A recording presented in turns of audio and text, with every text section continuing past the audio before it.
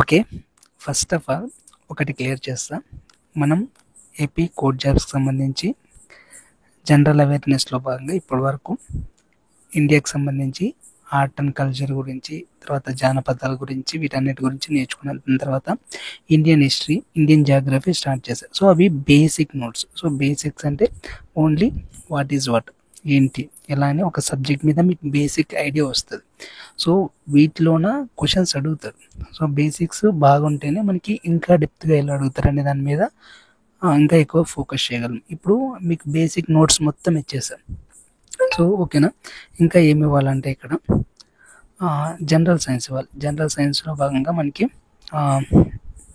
Physics, chemistry and biology ఇవ్వాలి. దీంతోపాటు polity, economy, AP history, ఈ 3 నోట్స్లు కూడా ప్రొవైడ్ చేయాలి. సో ఆ నోట్స్లు నేను డైరెక్ట్గా మెంబర్షిప్ తీసుకున్న వాళ్ళకి ఇచ్చేస్తాం. ఎందుకంటే అవి క్లాసెస్ ఉన్నాయి, జనరల్ సైన్స్ ఒకటి లేదు. సో జనరల్ సైన్స్ ఒకటి నేను తర్వాత కూడా క్లాస్ చేస్తా. సో జనరల్ సైన్స్ కూడా క్లాసెస్ చెప్తా. అంతకంటే ముందు మనం కొంచెం ఇంపార్టెంట్ కాబట్టి ఈ కరెంట్ అఫైర్స్ని తొందరగా నేర్చేసుకుందాం. సో కరెంట్ అఫైర్స్ నుంచి మనకి మ్యాక్సిమం 40 క్వశ్చన్స్లో 15 క్వశ్చన్స్ ఈ కరెంట్ అఫైర్స్ నుంచి వస్తాయి. మ్యాక్సిమం అంటే మనకి 2024 జనవరి నుంచి 2025 exam maybe maximum August or సెప్టెంబర్లో ఉంటుంది కాబట్టి జూలై, ఆగస్ట్ వరకు కూడా మనం కరెంట్ అఫైర్స్ నేర్చుకోవాలి. సో మనం రోజుకి 1 మంత్ అయినా నేర్చుకుందాం అనుకుంటే, అంటే ఇవాళ జనవరి 2024 స్టార్ట్ చేస్తే ఒక 12-15 డేస్లోనే కరెంట్ అఫైర్స్ అన్ని అయిపోగొట్టేద్దాం అనే ఉద్దేశంతో స్టార్ట్ చేస్తున్నా. సో ఈ కరెంట్ అఫైర్స్ అన్ని అయిపోయాక నేను మీకు చెప్పినట్టు జనరల్ సైన్స్ కానీ లేదంటే ఇంకా ఏవైనా మిగిలిపోయిన టాపిక్స్ వీటన్నిటి గురించి డీటెయిల్ నోట్స్ ప్రొవైడ్ చేస్తా. దాంతోపాటు వీలైతే క్లాసెస్ కూడా ఇస్తా. సో జనరల్ సైన్స్ మనం చదివిందే కాబట్టి మీరు డైరెక్ట్గా నోట్స్ చదువుకున్నా సరిపోతుంది. సో ఓకేనా, ఇప్పుడు క్లియర్ అయిందా? సో ఇప్పుడు మనం 2024 జనవరి మంత్కి సంబంధించి very very important topics current affairs అన్ని డిస్కస్ చేద్దాం. సో ఇందులో భాగంగా మనకి కోర్ట్ జాబ్స్కి ఎక్కువగా యూజ్ అయ్యే వాటిని ఇక్కడ తీసుకొచ్చాను. సో కరెంట్ అఫైర్స్ అండి, కరెంట్ అఫైర్స్ జనవరి 2024. సో మనకి ఫస్ట్ కళల గురించి అడుగుతారు కదా. సో కళల గురించి, ఆర్ట్ అండ్ కల్చర్ గురించి ఎక్కువ అడుగుతారు కాబట్టి సో వీటిలో భాగంగా ఏ కరెంట్ అఫైర్స్ ఉన్నాయి 2024 జనవరికి సంబంధించి. సో రమ్మన్ ఉత్సవం ఉంటుందండి. సో రమ్మన్ ఉత్సవం అనేది ఉత్తరాఖండ్లో జరుగుతుంది. సో 2024 జనవరి 10 నుంచి 12 వరకు ఉత్తరాఖండ్లోని సలూర్ డుంగర గ్రామాల్లో జరిగింది. సో ఇది యునెస్కో అంతర్జాతీయ వారసత్వ జాబితాలో చోటు సంపాదించుకుందనమాట. సో ఇక్కడ దీని సందర్భంగా ఏం చేస్తారంటే స్థానికంగా పురాణ కథలు ఉంటాయి కదా. సో వాటిని నాటకాలుగా, నృత్యాలుగా ప్రదర్శిస్తారనమాట. ఈ ఉత్సవంలో సుమారు 5,000 మంది పాల్గొంటారు. సో ఇవి కొంచెం ఇంపార్టెంట్ చూడండి. మనకి సంస్కృతికి, కళలకి సంబంధించిన క్వశ్చన్ ఖచ్చితంగా ఒకటి పడుతుంది, అది కూడా కరెంట్ అఫైర్స్కి సంబంధించి పడుతుంది. సో అందుకే ఫస్ట్ ప్రియారిటీ వీటికే ఇచ్చా. సో రమ్మన్ ఉత్సవం, తర్వాత గరియా పూజ. గరియా పూజ అనేది త్రిపుర రాష్ట్రంలో జరుగుతుంది. సో జనవరి 7 నుంచి 14 వరకు త్రిపురలో జరుగుతుంది అనమాట. సో ఈ పండుగలోన గరియా దేవతని పూజిస్తారు. గరియా అంటే సంపదకి, శ్రేయస్సుకి చిహ్నం అనమాట. ఆ దేవత సంపదకి, శ్రేయస్సుకి చిహ్నంగా వాదిస్తారు, అంటే మనకి లక్ష్మీ దేవత లాగా అనమాట. సో ఇక్కడ స్థానిక గిరిజనులు ఉంటారు కదా. సో త్రిపురీలు, జమాటియాలు వీళ్ళు జరుపుకుంటారు అనమాట. సో వీళ్ళు ఈ పూజలో భాగంగా పాల్గొంటారు. సో ఈ పూజలో చేసే సాంప్రదాయ నృత్యం ఏంటి అని కూడా క్వశ్చన్ అడగచ్చు. సో హోజాగిరి అనే నృత్యాన్ని చేస్తారనమాట. సో నెక్స్ట్ తిరువల్లూరు జయంతి, ఈ తమిళనాడులో చాలా ఫేమస్. సో తిరువల్లూరు గురించి కూడా మనం సంగీతం ఆ టాపిక్ చెప్పేటప్పుడు కూడా చెప్పాను నేను. సో తిరువల్లూరు జయంతి ఎప్పుడంటే జనవరి 15. సో ఈ టైంకి మనకి తిరువల్లూరు జయంతి జరుపుకుంటారు అనమాట. సో తిరుక్కురల్ అనే దాన్ని రచించారనమాట ఈయన, తిరువల్లూరు అని. తిరుక్కురల్ అంటే ఇది ఒక 1330 ద్విపద కావ్యాలు ఉంటాయన్నమాట. సో వాటిని వీళ్ళు పాడతారు అనమాట, ఒక పాటలాగా, కచేరీలాగా పాడతారు. మనకి అపరిచితుడు మూవీలో ఉంటుంది చూడండి, హీరోయిన్ అంతా ట్రైన్లో వెళ్ళి పాటలు పాడతారు అక్కడ అనమాట, అలా ఉంటుంది. సో ఇక్కడ చెన్నైలో జరిగింది, ఇది వివేకానంద హౌస్లో జరిగింది. సో ఈ సందర్భంగా 500 మంది విద్యార్థుల్లో తిరుక్కురల్ అంటే అదేంటి 1330 ద్విపద కావ్యాలని పఠనం చేస్తారనమాట. నెక్స్ట్ గుజరాత్లో సూర్య నమస్కార్ రికార్డ్, ఇది చాలా చాలా ఇంపార్టెంట్, మేబీ ఈసారి అడిగే అవకాశం ఉంది. సో జనవరి 1, 2024లోన గుజరాత్లో మనకి మోదేరా అనే దేవాలయం దగ్గర సూర్య దేవాలయం ఇది. సో మోతేరా కాదు, మోతేరా స్టేడియం అనుకున్నారు, మోదేరా సూర్య దేవాలయం దగ్గర జరిగిందనమాట. సో మొత్తం భారతదేశం మొత్తం మీద 108 వేదికల్లోన సూర్య నమస్కారాలు చేసి గిన్నిస్ వరల్డ్ రికార్డ్ని సాధించామన్నమాట. సో ఇది గుర్తుపెట్టుకోండి ఎప్పుడు జరిగింది. సో దీన్ని అంతేలేండి, ఈ టైంకి ఇది గుర్తుపెట్టుకోండి. దాంతోపాటు సాంప్రదాయ నృత్యము గార్బా నృత్యాన్ని కూడా ప్రదర్శించారు, అలాంటివి గుర్తుపెట్టుకోండి. నెక్స్ట్ వ్యవసాయానికి సంబంధించి పర్యావరణానికి సంబంధించి ఇంపార్టెంట్ టాపిక్స్ ఏమున్నాయి. తర్వాత గరైనా వెట్లాండ్, సో మనకి వెట్లాండ్స్ కూడా చాలా ఇంపార్టెంట్, అడుగుతారు. జనవరి 2024లోన జమ్మూ సమీపంలో గరైనా వెట్లాండ్లోన 6,000 కంటే ఎక్కువ బార్ హెడెడ్ గీస్ పక్షులు, ఈ పక్షులు వలస పక్షులు అనమాట. సో వేరే దేశం నుంచి వలస వస్తాయి. సో 6,000 పక్షులు, ఆ పక్షుల పేరేంటి అని కూడా అడగచ్చు. బార్ హెడెడ్ గీస్ పక్షులు ఇవి గరైనా వెట్లాండ్కి వలస వచ్చాయి అనమాట. సో గరైనా వెట్లాండ్ ఎక్కడుంది అని కూడా అడగచ్చు అనమాట క్వశ్చన్. సో క్వశ్చన్ మనకి ఎటువంటి ఈ టాపిక్ నుంచి ఎక్కడి నుంచి అయినా అడగచ్చు, ఎలా అయినా అడగచ్చు అనమాట. సో ఇవన్నీ గుర్తుపెట్టుకోవాలి. ఇది ఈ వెట్లాండ్ ఎక్కడ ఉంది, అంతర్జాతీయ సరిహద్దు సమీపంలో ఉంది. సో జమ్మూ నుంచి 35 కిలోమీటర్ల దూరంలో ఉంది, ఉత్తర హిమాలయ ప్రాంతాల్లో ఉందన్నమాట. సో ఇక్కడ 20 రకాల పక్షులు వస్తాయి, అందులో గ్రేలస్ డీన్ అని, రుడ్డి షెల్డక్ అనే పక్షులు కూడా వలస వస్తాయి అనమాట. సో ఈ పక్షుల పేర్లు కొంచెం గుర్తుపెట్టుకోండి. నెక్స్ట్ భారతదేశంలో వ్యవసాయ సమస్యలు జస్ట్ చూసుకోండి ఒకసారి, ఈ పాయింట్లు జస్ట్ చూసుకుంటే చాలు. నేను అన్ని ఇంపార్టెంట్ మాత్రమే చేస్తాను, ఎందుకంటే ఒక 1 మంత్లో ఒక వీడియోలో కవర్ చేయాలంటే టైం పట్టుకుంటుంది కదా. సో చిన్నవన్నీ మీకు పాయింట్స్లో జస్ట్ చదివితే అర్థమైపోతుంది. నేను ఎక్కడ ఏవి ఇంపార్టెంట్ అనేవి కొంచెం స్ట్రెస్ చేసి చెప్తాను, అవి మాత్రం గుర్తుపెట్టుకోండి. సో ఈ పీడిఎఫ్ మొత్తం మెంబర్షిప్ తీసుకున్న వాళ్ళందరికీ టెలిగ్రామ్లో ప్రొవైడ్ చేస్తానండి. సో మిగతా వాళ్ళు ఖాళీగా ఉండకుండా ఈ టాపిక్ని ఒక పేపర్లో రాసుకొని వాటిని గూగుల్లో సెర్చ్ చేయండి, మీకు మ్యాటర్ ఆల్మోస్ట్ అర్థమైపోతుంది. లేదంటే ఇంపార్టెంట్ పాయింట్స్ని ఒక దగ్గర నోట్స్ దగ్గర రాసుకోండి, అంతేగాని ఖాళీగా చూసుకోకండి. ఓకే, చదువుకునే వాళ్ళు మాత్రమే ఈ వీడియో చూడండి, మిగతా వాళ్ళు అవసరం లేదు, స్కిప్ చేసి పారేయండి. ఓకేనా. నెక్స్ట్ గగ్గర్ నది కలుషం, గగ్గర్ నది ఎక్కడ ఉందని అడుగుతారు. సో భారత్ పాకిస్తాన్ రెండు దేశాల్లోనూ కూడా ఉంది ఈ గగ్గర్ నది. సో దీంట్లో కాలుష్యం ఎక్కువ అవుతుందని ఇటీవల నివేదికలో పేర్కొన్నారనమాట. సో 50% అనేది నీటి నాణ్యత తగ్గిందనమాట. సో ఇందులో కాలుష్యం పెరిగిపోతుంది. సో గగ్గర్ నది ఎక్కడ ఉంది, సో ఏ నదికి ఉపనది, ఇలాంటివి కూడా అడుగుతారు. సో ఒకసారి గుర్తుపెట్టుకోండి. నెక్స్ట్ జమ్మూ కాశ్మీర్ చిన్నారి చెట్ల పరిరక్షణ. జమ్మూ కాశ్మీర్లో చినార్ చెట్లు ఉంటాయండి. ఈ చెట్లని పరిరక్షించడం కోసం మనకి Jammu Kashmir forest research institute అనే దాన్ని ప్రారంభించారనమాట. సో ఇందులో భాగంగా 1000 కొత్త చినార్ మొక్కల్ని నాటుతారనమాట. సో చినార్ మొక్కల పరిరక్షణ కోసం ఏ రాష్ట్రంలోన కొత్తగా ఇన్స్టిట్యూట్ని ప్రారంభించారంటే జమ్మూ కాశ్మీర్. గుర్తుపెట్టుకోండి, ఏ సరస్సు ఒడ్డున నాటారు అనేది కూడా అడగచ్చు. సో 1000 చినార్ మొక్కలు నాటారు కదా, సో ఏ సరస్సు వద్ద నాటారంటే దాల్ సరస్సు ఎక్కడ ఉందంటే జమ్మూ కాశ్మీర్. ఇవన్నీ ఎక్కడ తిరిగి మనకి క్వశ్చన్ రిలేటెడ్గా మనం ప్రతి దాన్ని టాపిక్ని రిలేట్ చేసుకుంటూ చదవాలండి. అలా అయితేనే మనం ఎగ్జామ్లోన మనం చదివిన బిట్టు వచ్చే అవకాశం ఉంటుంది. నెక్స్ట్ ఇండియన్ ఎకనామీ గురించి మరీ క్వశ్చన్ అడుగుతారండి. లాస్ట్ టైం 2022లో ఎగ్జామ్ జరుగుతుంది కదా, అంటే 22-23లో ఎగ్జామ్ జరుగుతుంది కదా, ఆ ఎగ్జామ్స్లోన 2016లో ఎకనామీ బిట్ అడిగాడు. సో ఎలా అయినా అడగచ్చు. సో ఎకనామీకి సంబంధించి క్లియర్గా నేర్చుకోండి. సో ఎకనామీలో భాగంగా సెమీ కండక్టర్స్ ప్లాంట్ని గుజరాత్లో స్టార్ట్ చేస్తారు. 2024లోన దక్షిణ కొరియా సంస్థ సిమ్టెక్ తో టైఅప్ అయి చేస్తారన్నమాట. ఎక్కడ గుజరాత్లోని సనంద్లో చేస్తారు. 1250 కోట్లతో సెమీ కండక్టర్ తయారీ ప్లాంట్ని ఏర్పాటు చేస్తారు.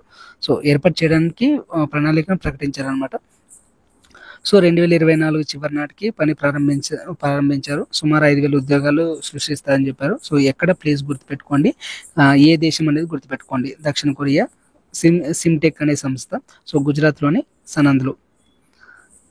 నెక్స్ట్ దక్షిణాసియా జీడిపిలో అంచనాల్లో మన దేశం ఎక్కడుంది.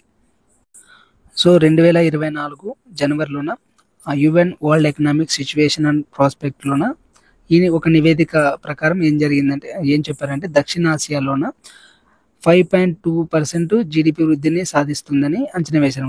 అంటే మొత్తం మన ఏషియా ప్రాంతంలోనే దక్షిణ ప్రాంతం మాత్రమే, ఇప్పుడు రష్యా ఇవన్నీ కాదని ఓన్లీ దక్షిణ ప్రాంతం మాత్రమే 5.2% జీడిపి వృద్ధిని సాధిస్తుందని అంచనా వేసింది. అది అంత ఇంపార్టెంట్ బిట్ కాదు. కాకపోతే భారత్ మాత్రమే అందులో మొత్తం దక్షిణాసియాలో 5.2% వృద్ధిని సాధిస్తే భారత్ మాత్రం 6.2% వృద్ధి రేటుని సాధిస్తూ అత్యంత వేగంగా అభివృద్ధి చెందుతున్న ఆర్థిక వ్యవస్థగా నిలిచిందనమాట. సో అడగచ్చు, ఖచ్చితంగా అడిగే ఛాన్స్ ఉంది. ఎందుకంటే ఎకనామీ పరంగా వాడు చాలా లోతుగా అడుగుతాడు బిట్స్. ఇవన్నీ గుర్తుపెట్టుకోండి. నెక్స్ట్ ఈ అభివృద్ధి కారణాలు ఎగుమతులు ఎక్కువ. సో ఎక్కువ ఎగుమతులు చేస్తుంది ఏంటంటే సాఫ్ట్వేర్, సెకండ్ ఫార్మా. ఈ రెండు ఖచ్చితంగా గుర్తుపెట్టుకోండి. సో ఫస్ట్ ఎగుమతుల్లో ఫస్ట్ ఏముందంటే సాఫ్ట్వేర్, తర్వాత ఫార్మా. నెక్స్ట్ ఆంధ్రప్రదేశ్లో కూడా టొబాకో రైతులు సాయం చేయడానికి 2024లోన ఒకటి ఫ్లూక్యూడ్ వర్జీనియా టొబాకో రైతులకి 28 కోట్ల వడ్డీ రాయితీ రుణాలను మంజూరు చేశారు. ఇది అవసరం లేదు, ఎందుకంటే పాత గవర్నమెంట్కి సంబంధించి కాబట్టి ఏమో అడగచ్చు, చెప్పలేం కదా అనే ఉద్దేశంతో తీసుకొని పెట్టాను. సో ఒకసారి చదవండి. నెక్స్ట్ రాజకీయాల గురించి, బంగ్లాదేశ్ ఎన్నికల గురించి ఇచ్చాను. బంగ్లాదేశ్ ఎన్నికలు పక్క దేశం ఎన్నికలు కాబట్టి ఇవ్వకపోవచ్చు, కాకపోతే చెప్పలేం, ఎక్కడి నుంచైనా క్వశ్చన్ అడగచ్చు కాబట్టి అది కూడా పెట్టాను. ఒకసారి దాన్ని చదవండి. నెక్స్ట్ కర్ణాటక హెచ్డి అనే వేదిక, ఇది చాలా ఇంపార్టెంట్.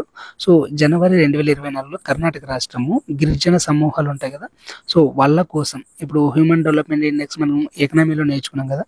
సో మానవ అభివృద్ధి సూచి అంటారు కదా. సో మానవ అభివృద్ధి సూచిని విడుదల చేసిందంటే అంటే మామూలుగా దేశం మొత్తం కానీ ప్రపంచం మొత్తం కానీ దాన్ని విడుదల చేస్తారు. కాకపోతే ఈ రాష్ట్రంలోనే విడుదల చేసింది అనమాట. సో ఫస్ట్ ఆఫ్ ఆల్ అంటే రాష్ట్రానికి సంబంధించి మానవ అభివృద్ధి సూచికని విడుదల చేసిన మొదటి రాష్ట్రం ఏదంటే కేరళ అండి. సో కేరళ తర్వాత మానవ అభివృద్ధి సూచికని రాష్ట్ర పరంగా విడుదల చేసిన రాష్ట్రం ఏదంటే కర్ణాటక. సో దీనికోసం అంటే గిరిజన సమూహాల కోసం, అంటే వాళ్ళు ఎంతలా డెవలప్ అవుతున్నారా లేదా తెలుసుకోవడానికి ఒక సూచికని రిలీజ్ చేసింది అనమాట. దీన్ని రిలీజ్ చేసింది ఎవరంటే మైసూర్ విశ్వవిద్యాలయం. సో మైసూర్ యూనివర్సిటీ వాళ్ళు దీన్ని రిలీజ్ చేశారు. So Mysore university centre for study of social exclusive and inclusive policy. ఇదంతా అవసరం లేదు, మైసూర్ యూనివర్సిటీ అని గుర్తుపెట్టుకోండి చాలు. సో ఈ నివేదిక ప్రకారం కర్ణాటక జిల్లాలో ఉన్న గిరిజన సమూహాలు 0.62గా ఉందన్నమాట. సో అదంతా అవసరం లేదు, ఇది ఒకటి గుర్తుపెట్టుకోండి. హెచ్డిఐని మొదటిసారిగా విడుదల చేసిన రాష్ట్రం ఏది, రెండోసారి విడుదల చేసిన రాష్ట్రం ఏది అడగచ్చు. నెక్స్ట్ జైపూర్లో పోలీస్ కాన్ఫరెన్స్. సో జస్ట్ చూసుకోండి ఒకసారి. శ్రీలంకకు భారత బస్సులు, ఎన్ని బస్సులు, దానికి ఆ పాలసీ పేరేంటి, నైబర్హుడ్ ఫస్ట్ అనే పాలసీలో భాగంగా శ్రీలంకకి భారత బస్సుల్ని పంపించేస్తున్నారు. సో జనరల్ సైన్స్లో భాగంగా మనకి పిండి మిల్ అండి. సోలార్ పిండి మిల్ని దానికి శక్తి పంప్స్ అనే ఒక కంపెనీ సోలార్ పిండి మిల్ని తయారు చేసింది. సో దానికి పేటెంట్ లభించింది. సో అడగకపోవచ్చు, జస్ట్ అంటే జనరల్ సైన్స్లో మనకి ఉంది కాబట్టి చెప్తున్నా. సో ఇది రోజుకి 50 కిలోల పిండిని ఉత్పత్తి చేస్తుంది. దీన్ని ఎవరు ఎక్కడ ఆవిష్కరించారు అంటే ఆంధ్రప్రదేశ్లోని కృష్ణా జిల్లాలోన పైలట్ ప్రాజెక్టుగా పరీక్షించబడింది అనమాట ఇది. సో గుర్తుపెట్టుకోండి, మన ఏపీకి సంబంధించింది కాబట్టి అడగచ్చు అనమాట. Next Aditya L1 orbit. మనకి ఆదిత్య L1 గురించి మీకు తెలుసు కదా. సో ఆదిత్య L1 ఆర్బిట్ జనవరి 6, 2024 తన ఫైనల్ ఆర్బిట్లోకి విజయవంతంగా ప్రవేశించింది అనమాట. సో ఇక్కడ నుంచి సూర్యుడు భూమికి మధ్యన L1 పాయింట్ ఉంది కదా, సో అక్కడ ఆ పాయింట్లో ఉంచబడింది అనమాట. సో ఇక్కడ నుంచి దాని కార్యకలాపాలు చేస్తుంది. ఇది మొత్తం 7 పేలుల్ని కలిగి ఉంది కదా, వీటిలోన విజిబుల్ ఎమిషన్ లైన్ కరోగ్రాఫ్ అనేది చాలా ఇంపార్టెంట్ అనమాట. సో అవి కూడా అడగచ్చు, చెప్పలేం, ఎక్కడి నుంచైనా క్వశ్చన్ అడగచ్చు. కాబట్టి ఆ 7 పేలోడ్లు ఎన్ని పేలోడ్లు ఉన్నాయి అని కూడా అడగచ్చు. మనకి మరీ అంత డెప్త్గా ఏ పేలోడ్స్ ఉన్నాయి అని అడగకపోయినా కూడా ఎన్ని ఉన్నాయి అని కూడా అడగచ్చు అనమాట. సో అలా తీసుకొచ్చాను. నెక్స్ట్ సైంటిఫిక్ రీసెర్చ్కి సంబంధించి ఏమైనా ఉన్నాయా? సో సైంటిఫిక్గా లేకపోయినా ఆర్కియాలజీ పరంగా ఒకటి ఉంది. సో ఒక శాసనం కనుగొన్నారు. ఆ శాసనాన్ని ఎక్కడ కనుగొన్నారంటే కర్ణాటకలోని దావణగిరి జిల్లాలోన న్యామతి తాలూకాలో మడపుర సరస్సు వద్ద 7వ శతాబ్దానికి చెందిన ఒక శాసనాన్ని కనుగొన్నారు అనమాట. సో ఈ శాసనం ఒక దాన శాసనం అనమాట. ఎవరికో భూమి బహుమతి ఇచ్చినప్పుడు చేసిన శాసనం. సో ఆ టైంలో చెక్కారనమాట. దాన శాసనాలు అంటారు కదా, అలాంటిది ఒక శాసనం. అదంతా ఇంపార్టెంట్ లేదు, జస్ట్ గుర్తుపెట్టుకోండి అంతే. నెక్స్ట్ ఎక్స్పో షాట్ చాలా ఇంపార్టెంట్. సో ఎక్స్పో షాట్ జనవరి 1, 2024 ఇస్రో ఎక్స్రే పోలరైట్, దీన్ని ఎక్స్పో షాట్ అంటే ఎక్స్రే పోలరైమెట్రీ శాటిలైట్ అంటారు అనమాట. సో దీన్ని విజయవంతంగా ప్రయోగించింది. జనవరి 1కి చాలా ఇంపార్టెన్స్ ఉంది చూడండి. అక్కడ మనకి గిన్నీస్ వరల్డ్ రికార్డ్ జరిగింది. సో యోగాలో భాగంగా, యోగా కాదు, సూర్య నమస్కారాలు. సో సూర్య నమస్కారంలో భాగంగా గిన్నీస్ వరల్డ్ రికార్డ్ జరిగింది. దాంతోపాటు ఎక్స్పో షాట్ని కూడా మనం ప్రయోగించాం అనమాట. సో ఎక్స్పో షాట్ని ఎప్పుడు ప్రయోగించారంటే జనవరి 1, 2024. సో దీనికి 250 కోట్లు ఖర్చు అయింది. సో 5 సంవత్సరాలు జీవిస్తుంది. ఇది 650 కిలోమీటర్ల ఆర్బిట్లో ఉంచబడింది అనమాట. సో కొన్ని మనకి అవార్డులు కూడా అడుగుతాడండి. సో పద్మ అవార్డులు మనకి ఈ రీసెంట్గా కూడా అడగచ్చు. మనకి 2025లో అవార్డులు కూడా అడగచ్చు, 2024లో అవార్డులు కూడా అడగచ్చు. చెప్పలేం ఎప్పుడు ఎక్కడి నుంచి అడుగుతాడో తెలియదు కాబట్టి 24 కూడా గుర్తుపెట్టుకోండి. జస్ట్ ఎన్ని అవార్డులు ఉన్నాయి, ఎక్కడ మనకి ఎవరెవరికి ఇచ్చారు, కొంచెం ఏపీ నుంచి ఎవరికి ఇచ్చారో గుర్తుపెట్టుకోండి. ఎప్పుడు ఇచ్చారు మనకి జనవరి 25న అనౌన్స్ చేస్తారు. సో మొత్తం 132 మందికి దక్కాయి. అందులో 5 పద్మవిభూషణ్, 17 పద్మభూషణ్, తర్వాత 110 పద్మశ్రీ అవార్డులు. సో వీటిలో మనకి వైరావైక్ అనే ఆయన ఆంధ్రప్రదేశ్ నుంచి తీసుకున్నాడు. తర్వాత మనకి చిరంజీవి ఉన్నాడు ఆంధ్రప్రదేశ్ నుంచి. తర్వాత పద్మశ్రీ అవార్డులు పొందింది గద్దం సమ్మయ్య, ఈయన కళలకి చెందినవాడు. ఇది గుర్తుపెట్టుకోండి. మనకి చిరంజీవి, వైరావైక్ వీళ్ళు గుర్తు లేకపోయినా కూడా మనకి కళలకు సంబంధించి, సాహిత్యానికి సంబంధించింది అయితే గుర్తుపెట్టుకోవాలన్నమాట. సో వీళ్ళు కూడా ఆంధ్రప్రదేశ్ నుంచి గద్దం సమ్మయ్య, తర్వాత వెలిమి వెంకటప్పయ్య. సో గద్దం సమ్మయ్య వచ్చేసి యక్షగానంకి సంబంధించి పద్మశ్రీ అవార్డు ఇచ్చారు. తర్వాత వెలిమి వెంకటప్పయ్య సాహిత్యానికి సంబంధించి పద్మశ్రీ అవార్డు ఇచ్చారనమాట. So Gujarat Guinness book record తెలుసు కదా, అది ఆల్రెడీ చెప్పేసుకున్నాం.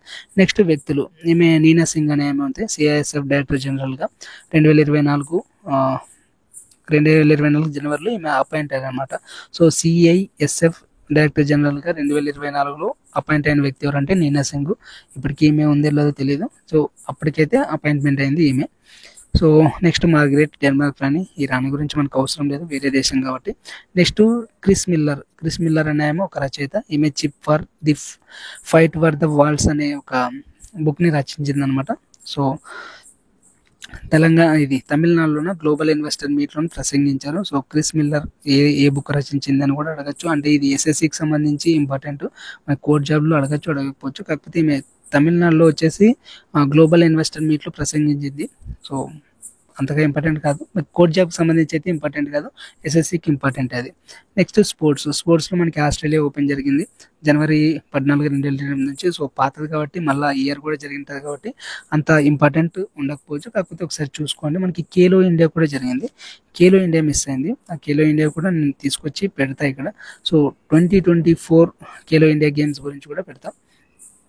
నెక్స్ట్ గణతంత్ర దినోత్సవంలో పరేడ్ జరుగుతుంది. తర్వాత భారత్కి సంబంధించిన ఇంకా ఏమైనా బాయు ఎలక్ట్రికల్ బైక్ ట్యాక్సీని స్టార్ట్ చేస్తారు. సో బాయు ఎలక్ట్రిక్ బైక్ ట్యాక్సీని అస్సాంలో స్టార్ట్ చేస్తారు. 2024 అస్సాంలోన బాయు అనే యాప్ని ప్రారంభించారు. ఇప్పుడు మనకి ఓలా, ఉబర్ ఎలా ఉన్నాయో అలా బాయు అనే యాప్ని ప్రారంభించారు అనమాట.